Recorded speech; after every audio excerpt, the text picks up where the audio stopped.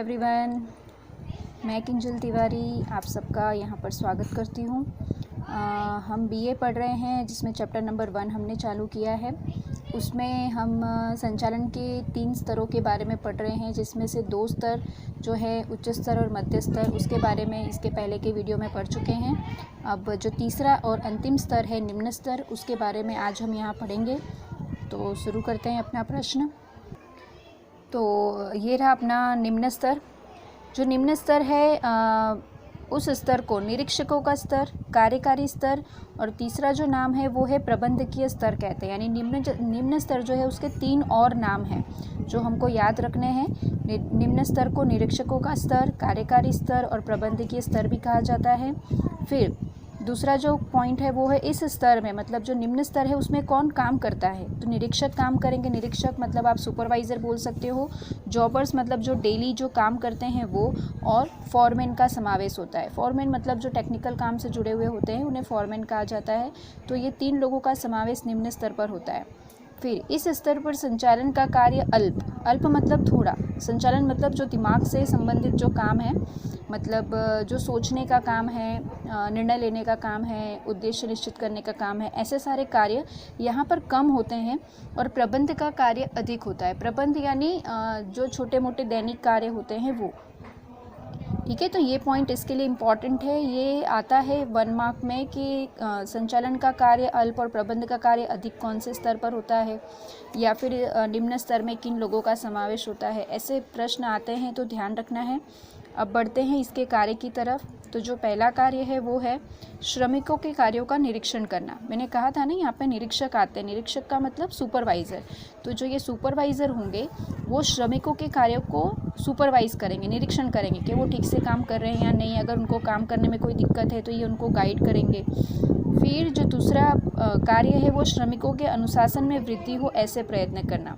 यहाँ पे जो श्रमिक कार्य कर रहे हैं वो डिसिप्लिन में काम करें, वो सही समय पर जॉब पर आ रहे हैं या नहीं, जो सिक्योरिटी से संबंधित जो उनको सावधानी रखनी है वो सावधानी रख रहे हैं या नहीं, काम को ठीक तरह से पूरा कर रहे हैं या नहीं, वो सारी चीज़ें सुपरवाइज़र ध्यान रखेगा। दैनिक कार्यों का आयोजन करना। ठीक है, ये जो आज सुबह अगर वो काम पर आए हैं तो आज पूरे दिन में उनको कौन सा कार्य करना है, कितने बजे तक काम करके दिखाना है, कौन सी सूचनाएं उन्हें मध्य स्तर को देनी है, ये सारे कार्य का आयोजन वो लोग जॉब पर पहुंचने के बाद करते हैं। तो आयोजन तो ये लोग करते हैं पर एक दिन का आयोजन होता है। जॉब पर पहुंचने के बाद मध्य स्तर का जो अधिकारी है वो उन्हें सूचना देगा, उस प्रकार ये लोग आयोजन करके अपना काम पूरा करते हैं। कर्मचारियों से संबंधित कार्य करना। कर्मचारियों से संबंधित मतलब वही, किसी कर्मचारी को यहाँ से वहाँ ट्रांसफ़र करना है, किसी कर्मचारी को प्रमोशन देना है, किसी कर्मचारी को कोई प्रॉब्लम है, उससे संबंधित जो भी कार्य होगा वो इस स्तर पर किया जाएगा। फिर विभागीय अधिकारियों से सूचनाएं प्राप्त करना।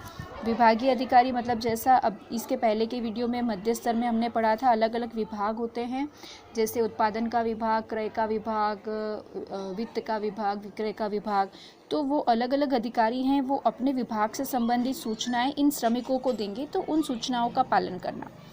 यंत्रों की व्यवस्था और सुरक्षा का कार्य करना। अब जो यंत्र है, जो भी मशीनरी हमारे वहाँ इकाई में है, उससे जो डेली काम है वो निम्न स्तर करवाता है। यानी यंत्रों के साथ जुड़ा हुआ अगर कोई स्तर है तो वो निम्न स्तर है। तो यंत्रों में कोई मरम्मत करवानी है, उसको किसी तरह की सुरक्षा की ज़रूरत है, तो वो सारे काम का जो ध्यान है वो निम्न स्तर को रखना होगा।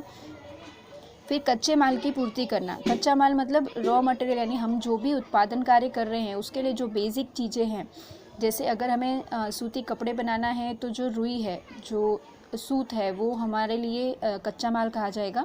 तो ऐसे कच्चे माल की पूर्ति हमारी इकाई में बनी रहे, उसे कहाँ से लाना है, कैसे इंपोर्ट करना है, वो सारी जो काम है वो उन सब कामों को यहाँ पर ध्यान रखा जाता है।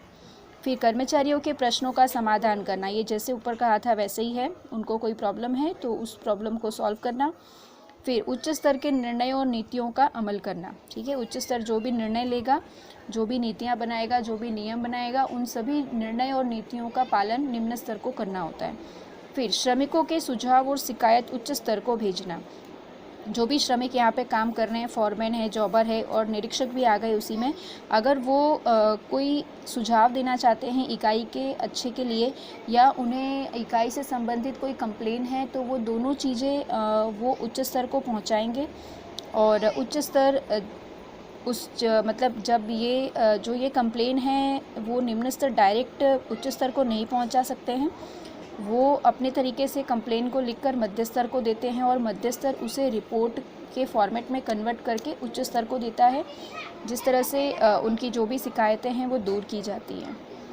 तो इस प्रकार यहाँ पर हमारा जो निम्न स्तर है वो भी ख़त्म होता है। इसी के साथ हमारा एक बड़ा जो क्वेश्चन है कि संचालन के स्तरों के बारे में समझाइए, तो यहाँ पर तीनों प्रश्नों का उत्तर हमारा ख़त्म होता है, उच्च स्तर, मध्य स्तर और निम्न स्तर।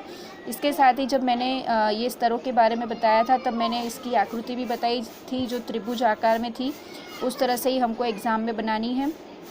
तो ये जो कार्य हैं, ये जो टिप्पणी है वो आप आपकी नोटबुक में लिख लीजिए और इस वीडियो को अपने दोस्तों के साथ शेयर कीजिए, वीडियो को लाइक कीजिए, सब्सक्राइब कीजिए।